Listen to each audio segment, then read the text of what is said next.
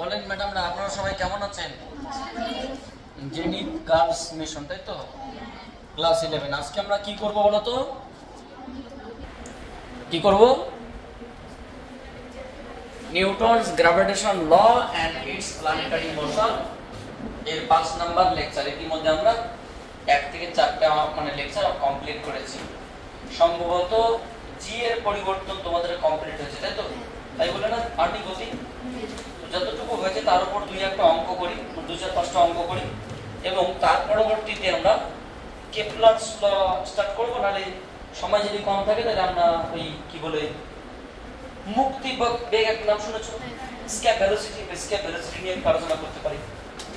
আমাকে একটা বই দাও, তাহলে আমরা প্রবলেম সেট 1 এর কয়েকটা অঙ্ক করছি। প্রবলেম সেট 1 চ্যাপ্টারটা কিন্তু ভালো করে পড়তে হবে। কেন বলো তো? এখান থেকে 5 মার্কস কিন্তু হবে বোর্ড এক্সামে। অনেক অনেক চ্যাপ্টার আছে 1 মার্কসও খুঁজে পাওয়া যাবে না, এখানে 5 মার্কস থাকবে। তো উল্টে দাও, শেষ প্রান্তে একদম চালু হবে। মহাকর্ষ।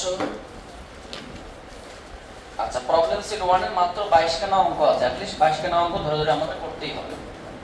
22 খানা অঙ্ক তো না, আজকে হয়তো 3-4টা অঙ্ক হয়তো হবে। আছে প্রথম অঙ্কটাই করো, পৃষ্ঠা নাম্বার 461, ছায়া বক্সের 461 পৃষ্ঠায়। বুঝেছো? দুটি লৌহ দণ্ড, কটা লৌহ দণ্ড?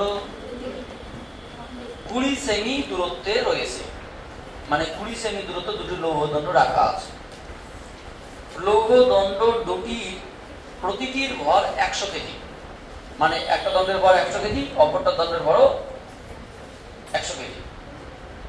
তাহলে বলছে এদের মধ্যে ক্রিয়াশীল মহাকর্ষীয় বল কত? মানে F = G m1m2/r²। এর মানটা চেয়েছে, এর মান চেয়েছে, দেওয়া আছে G এর মান। অঙ্কটা কি খুব কঠিন? পড়ে তো মনে হচ্ছে যে আমাদের একদম প্রাথমিক ধারণা। বলুন তো ম্যাডাম, এখানে কি কি দেওয়া আছে? প্রথম এখানে দেওয়া আছে একটা লৌহ দণ্ডের ভর কত? 100 কেজি। এটাই করি। অপর একটা লৌহ দণ্ডের ভর 100 কেজি। তাদের মধ্যে সেপারেশন কত? 20 সেন্টিমিটার। আচ্ছা, তাহলে এক কাজ করো, 0.2 মিটার। এবং জি এর মান দেওয়া আছে, দেখলাম না? সর্বনিম্ন অবস্থান কত? 6.67 10 টু দি পাওয়ার -11 কি আসে নিউটনে? আচ্ছা, নিউটন মিটার ইনভার্স 2 না meter square kg inverse 2, meter square kg inverse 2, এটাই হওয়ার কথা। তো কার কাছে ক্যালকুলেটর আছে কি? নেই। সুতরাং নির্ণীয় মহাকর্ষ বল, যেহেতু অঙ্ক করবো, কেউ একটা ক্যালকুলেটর নিয়ে আসলে ভালো হতো।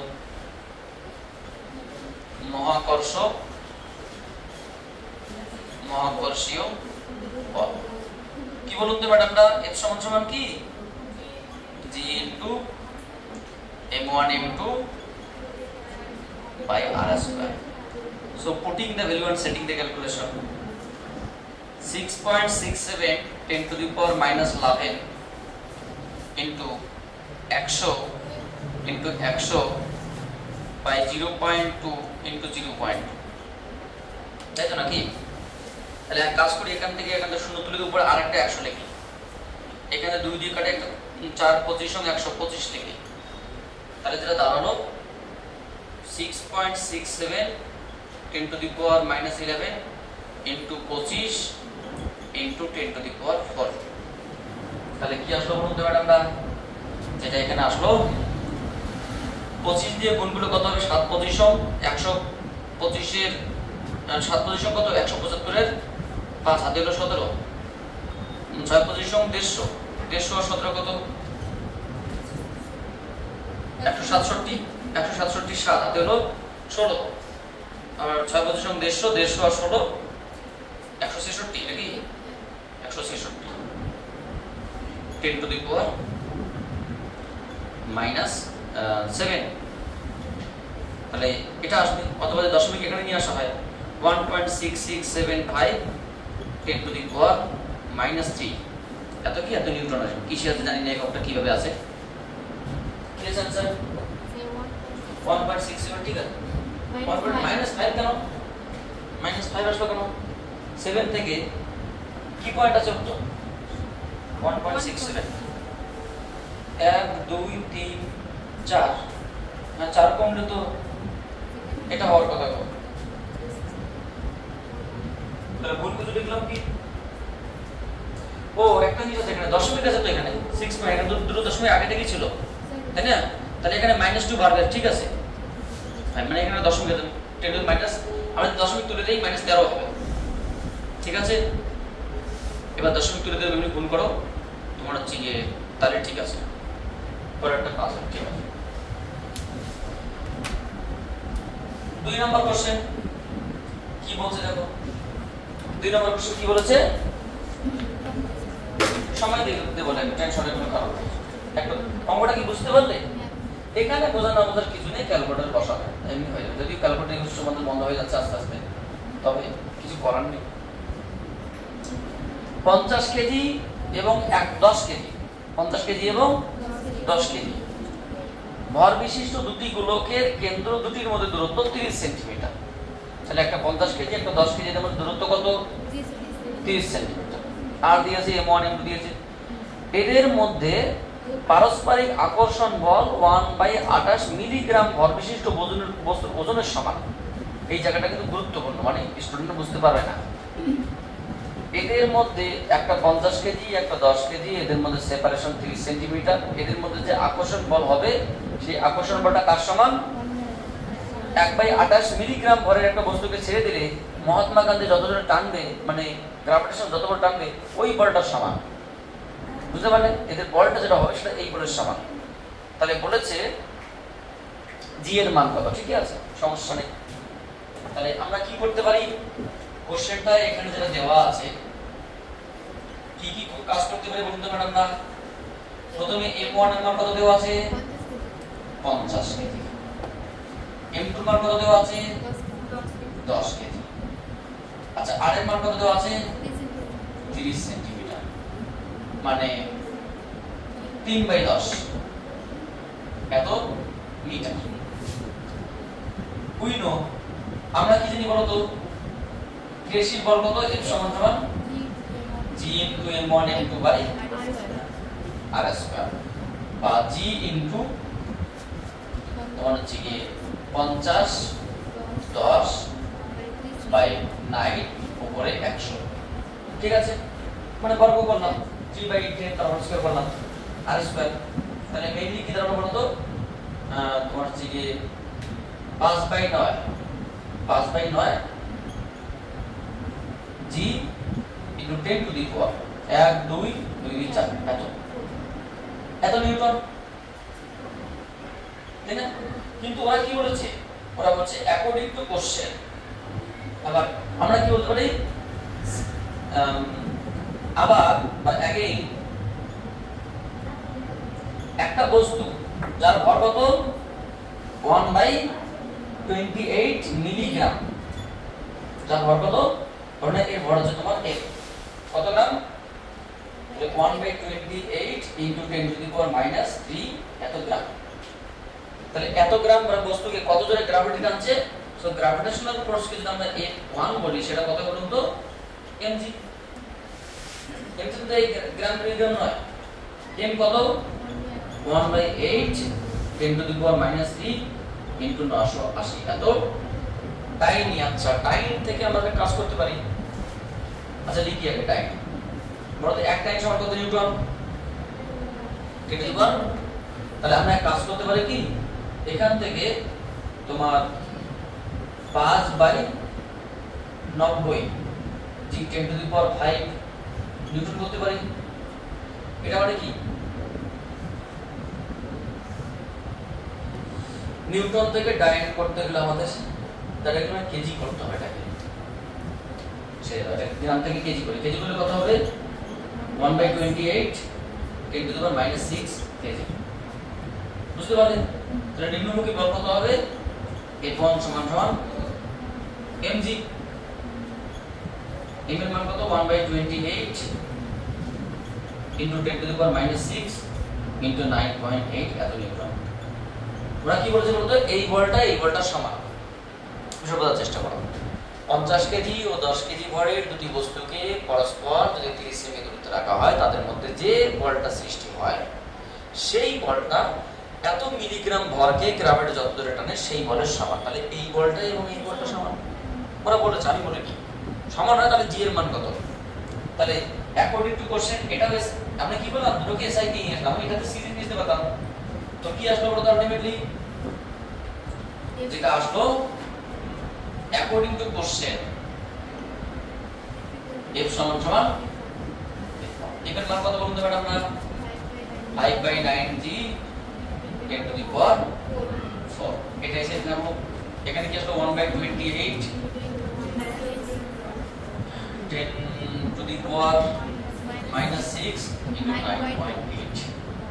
আচ্ছা, g সমান সমান তুমি এক কাজ করে একদিকে নিয়ে আসো, 1/28 10 to the power -6 9.8 উপরে 9 নিচে 5 আর নিচে 10 to the power 4।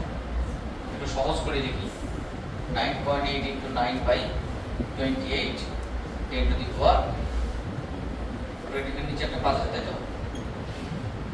তাহলে কত আসলো? 10 to the power -10। এত কি newton meter square kg to the power -2। Calculator দেখি একটু, তাহলে কত আসে দেখি। 9.8 into 9/28 into 10 to the power just 5 into 10 to the power -10, যেটা আমার মোবাইলে আসলো মানে ক্যালকুলেটরে 6.3 10 to the power -11 এটা আছে। মাইনাস সিডিএস এর নিশ্চয়ই ঠিক আছে, সমস্যা নেই, সিডিএস এইটি হয়। তোমরা দেখবে এই তোমাদের লিখে দেওয়া আছে, ঠিক আছে? এবার আমরা কি করে বলবো বই উত্তর আছে, তাহলে দেখে আমাকে আগে থেকে সিডিএস এ ভাবতে হবে, ট্রান্সফার করতে দরকার নেই, ঠিক আছে? শুনে না আমরা পরবর্তী কোশ্চেন আলোচনা করব। হয়ে গেছে 1 2। তাহলে 3 নম্বর কোশ্চেনটা পড়ো, কি বলেছে এটা বলো।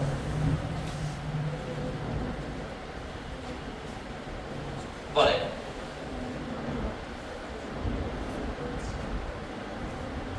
এখানে 3 নম্বর কোশ্চেনে যেটা বলেছে সেটা হচ্ছে কি,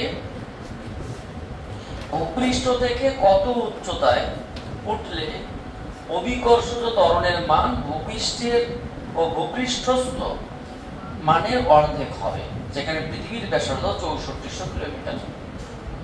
মানে ওরা যেটা বলেছে একদম পরিষ্কার বিষয়। আচ্ছা বলো তো, পৃথিবী থেকে পৃষ্ঠ থেকে উপরের দিকে উঠলে জি এর মান চেঞ্জ হয় কিনা? চেঞ্জ হয়। তাহলে পৃষ্ঠের জি এর মান যা ছিল এমন কোন উচ্চতায় গেলে জি এর মানটা এই জি এর মানের অর্ধেক হবে, যেখানে পৃথিবীর ব্যাসার্ধ বলেছে 6400 কিলোমিটার। বোঝা গেল না? গেল না? আচ্ছা, আমরা জানি কি জানি বলো তো, পৃথিবী পৃষ্ঠে জি এর মান কত?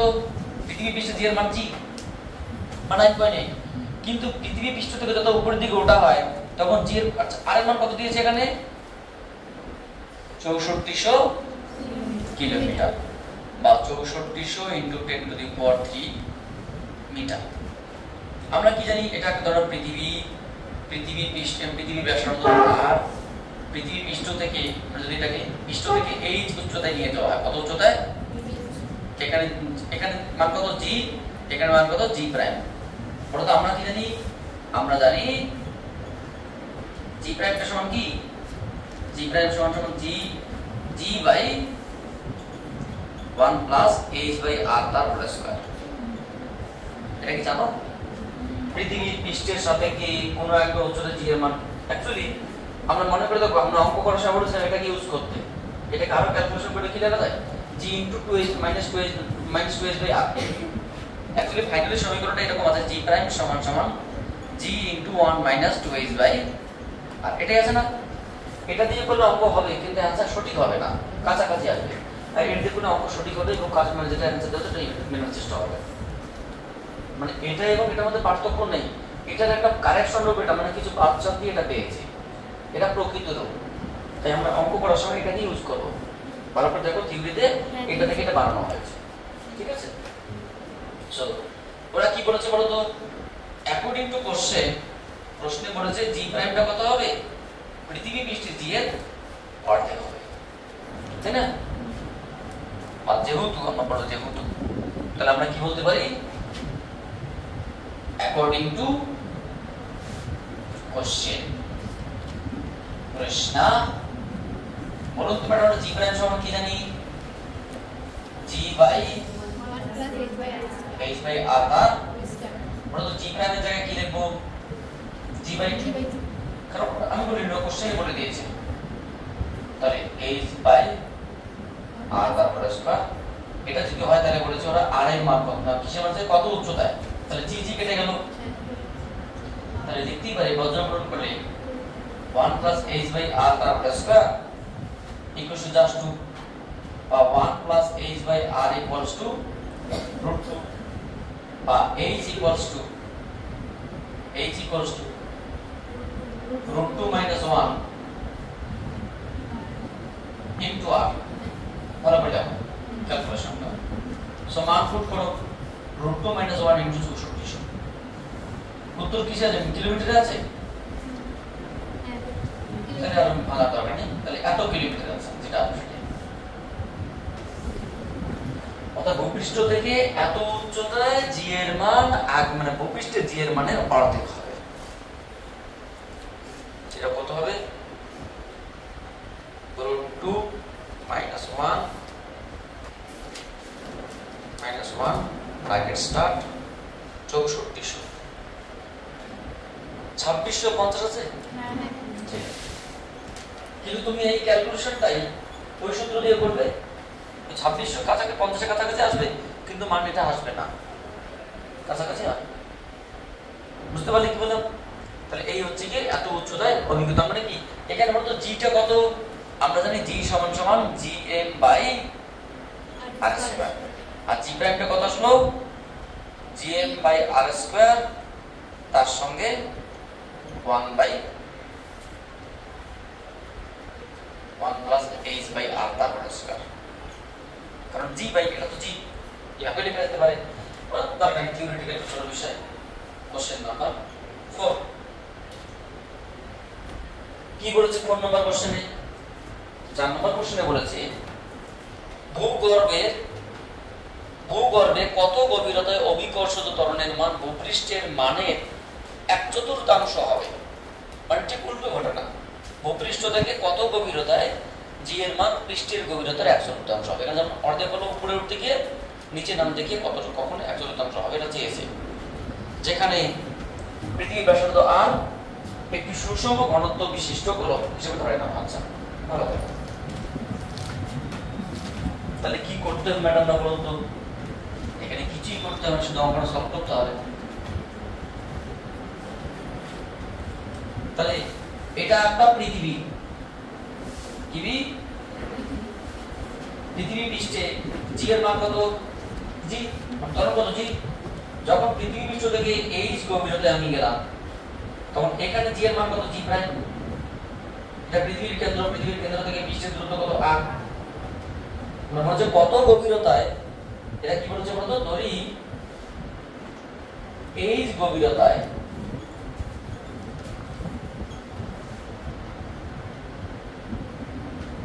অভিকর্ষজ ত্বরণ হবে কত বলতো ম্যাডাম, জি প্রাইম সমান সমান জি বাই 4, কারণ ভূপৃষ্ঠের 1/4 হবে, অর্থাৎ আমরা কি জানি উই নো, গভীরতার সঙ্গে জি এর সম্পর্ক কি, g into 1 minus h by r, just এটাই ছিল দেখো। আচ্ছা তাহলে এক কাজ করে, এটা কি বলেছে বলো তো, অ্যাকর্ডিং টু কোশ্চেন জি প্রাইমটা কত, g by into g 1 minus h by g g কেটে দাও, জি জি কেটে দাও, জি জি কেটে দিয়ে ব্র্যাকেটে কেটে দাও, h by r 1 minus 1 by 4 3 এর 4, so h by r সমান সমান 3 এর 4, বা h equals to 3/4 r, কারণ এখানে r এর মান সম্ভবত বলা নেই, এটাই আছে, তাই না? তাহলে একটা অঙ্ক শিখলাম উচ্চতার সঙ্গে সঙ্গে কিভাবে উত্তর হয়, একটা গভীরতার সঙ্গে সঙ্গে লিখে নাও, আমরা পরের কোশ্চেন বা পরের ইনফরমেশনে আসছি। তারপরে কোশ্চেনটা করব ম্যাডামরা, ডাস্টার কই, মাস্টার আছে ডাস্টার নিয়ে যে। কোশ্চেন নাম্বার 5 পড়ো, 5 নম্বর কোশ্চেনটা একটু পড়ো।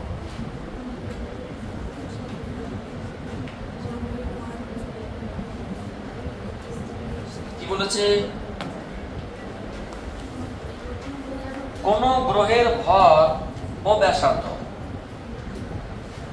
পৃথিবীর ভর ও ব্যাসার্ধের অর্ধেক হলে ওই গ্রহের পৃষ্ঠে অভিকর্ষ ত্বরণের মান কত? দেওয়া আছে পৃথিবীর পৃষ্ঠে বা পৃথিবী ভূপৃষ্ঠে অভিকর্ষ ত্বরণের মান 980 টাইম পার সেমি পার সেকেন্ড স্কয়ার। এটা ক্লাস 1 এর বাচ্চার কোশ্চেন, মানে এটা কোনো কোশ্চেনই না। আচ্ছা, কোন গ্রহ বলতে ধর না তুমি চাঁদ ভেবে নাও বা অন্য কোন গ্রহ ভেবে নাও যেটা কি পৃথিবী থেকে আকারে ছোট, পৃথিবী থেকে আকারে ছোট। তাহলে পৃথিবীর ভর যদি হয় 5 কেজি, ওই গ্রহটার ভর হবে 1 কেজি, কারণ 5 ভাগের 1 অঙ্কটা পড়েছে। কোন গ্রহের ভর এবং ব্যাসার্ধ পৃথিবীর ভর ও ব্যাসার্ধের কত বলেছে? ও অর্ধেক, সরি ভুল বললাম। পৃথিবীর ভর 5 কেজি হলে ওই গ্রহটার ভর হবে 2.5 কেজি। পৃথিবীর ব্যাসার্ধ 10 সেন্টিমিটার হলে ওই গ্রহটার মানে ব্যাসার্ধ হবে 5 সেন্টিমিটার। বুঝতে পারলে? তো 10 5 তো উত্তর নয়, উত্তর আর এম ধরে নিয়ে তাদের অর্ধেক হিসাব করে সেখানে দেখতে হবে। কত নম্বর কোশ্চেন? Question number 5। তড়ি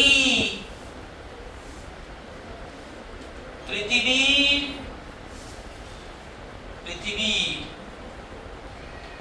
ভর কত বলুন তো ম্যাডাম? আমরা সমান সমান m, মান দরকার নেই, জাস্ট এমনি মনে রাখবেন। পৃথিবীর ভর, পৃথিবীর ব্যাসার্ধ r।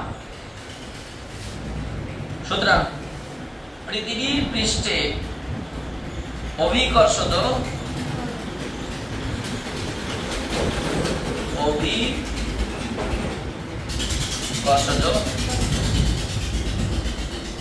ত্বরণ কি বলুন তো ম্যাডাম? আমরা কি জানি?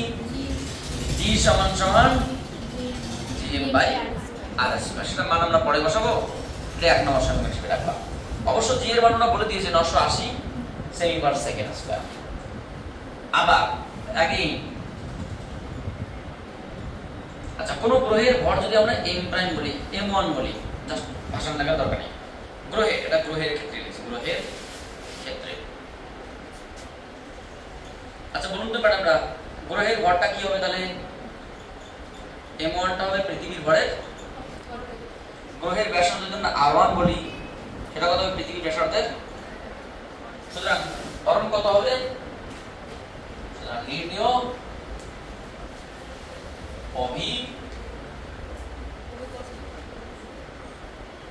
অভিকর্ষজ ত্বরণ। কর্ষজ ত্বরণ কি বলুন তো ম্যাডাম? না জি প্রাইম বলবো, সেটাকে জি প্রাইম বা জি1 বলবো। জি1 সমান কি? gm1/r1²। স্যার ক্যাপিটাল জি1 হবে না?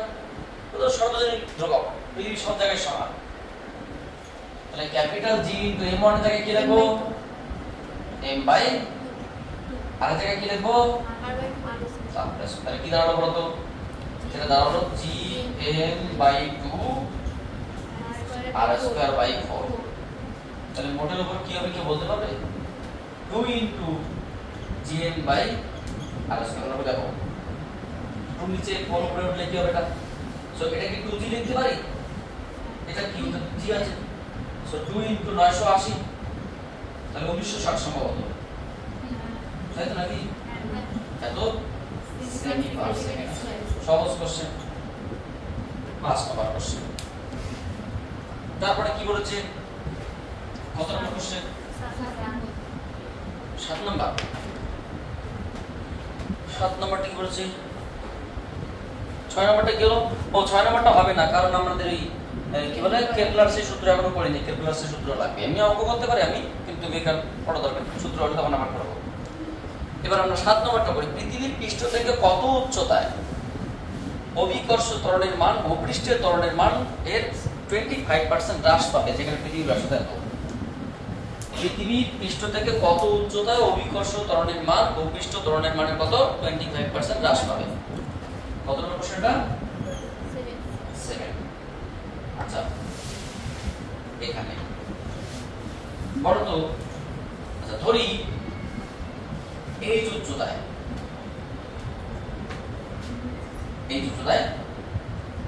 জি এর মান 25% কি হবে? 25% হ্রাস পাবে। তাহলে কি লিখবো বলতো? সো আমরা কি বলতে পারি এখান থেকে? যদি আমরা জি প্রাইম বলি, পরিবর্তনটা কমবে না বাড়বে? তো জি তো আছে, তার কত পার্সেন্ট কমলো? তার 25% এর 20/100, মানে এর এতটা কমলো, মানে তার পরিবর্তনটা কত হবে? জি প্রাইমটা এত। তাহলে বলতো জি প্রাইমটা কত হবে? জি প্রাইম সমান জি মাইনাস g/4, বা জি যদি কমন নেই 1 - 1/4 মানে 3 এর 4, 3 এর 4 জি। তাহলে ব্যাপারটা হচ্ছে কি, পৃথিবী পৃষ্ঠ থেকে এইচ উচ্চতায়, এইচ এর মান আমরা অবশ্য বের করব, ধরেছিলাম জি, মানে এইচ উচ্চতায় জি এর মানটা কি হবে? 25% হ্রাস পাবে, মানে কত হবে? জি এর প্রকৃত মান কত হবে? 4/3 ভাগ হবে। সো অ্যাকর্ডিং টু কোশ্চেন, বলতো আমরা কি জানি? জি প্রাইম সমান কি? জি বাই 1 প্লাস এইচ বাই আর তার হোল স্কয়ার, উচ্চতার সঙ্গে সমীকরণ এটা। তো জি প্রাইমটা কত পেয়েছি আমরা? 3/4 জি বাই 1 প্লাস এইচ বাই আর তার হোল স্কয়ার, জি কেটে দাও, তাহলে কি আসলো বলতো? তুমি এক কাজ করো, 1 প্লাস এইচ বাই আর তার হোল স্কয়ার কাটলে পর্যবেক্ষণ করলে মানে এখানে কত? 4/3 হবে নাকি? কি হবে? 4/3। তাহলে 1 প্লাস h বাই r কত হবে? 2/3। তাহলে h বাই r 2/3 মাইনাস 1, তাহলে h সমান সমান 2/3 মাইনাস 1 ইনটু আর এখানে দেওয়া আছে কি 6400। সো তুমি মান বসাও এখানে, 2/3 মাইনাস 1 ইনটু 6400, মানে এত কিলোমিটার গভীরতায়,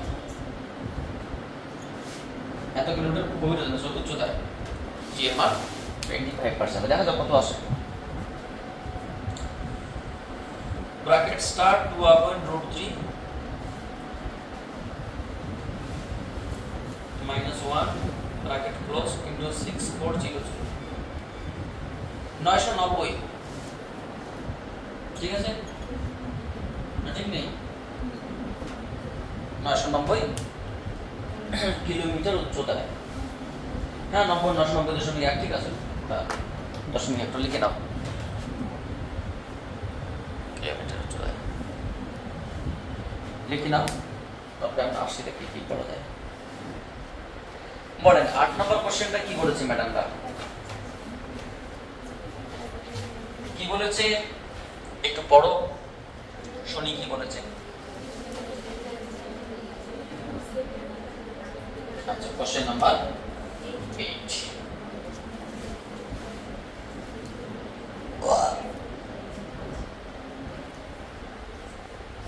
এখানে কি দিয়েছে বলো তো?